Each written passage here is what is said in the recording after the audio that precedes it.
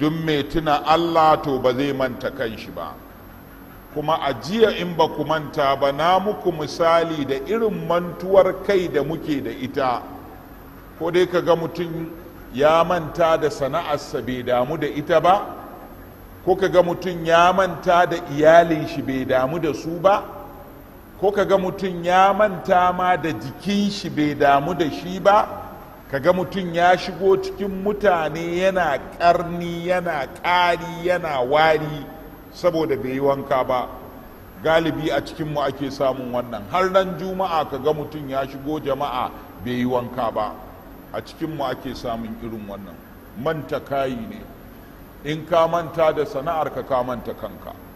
Ka tsaya ka duba da kyau, in kana so ka gane ka san ubangijinka, kana tuna ubangijinka, to ka fara tambaya yaya sana'arka take a wajenka. Matukar kana wasa da sana'arka kakkace kana tuna ubangijinka, nau'i ne na mantawa da kanka, kuma abin da ya sa ka manta da kanka ka manta da Allah. Sannan ka binciki iyalinka, kana kulawa da iyalinka. Matukar ka manta da iyalinka to ka manta da kanka ne.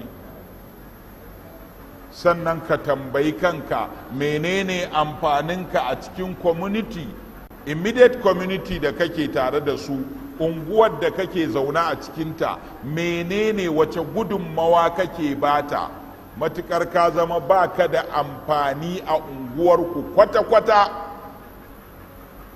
baka da amfani ga unguwa, baka ga amfani ga iyali, baka da amfani ga kanka, to karka ce kai na Allah ne.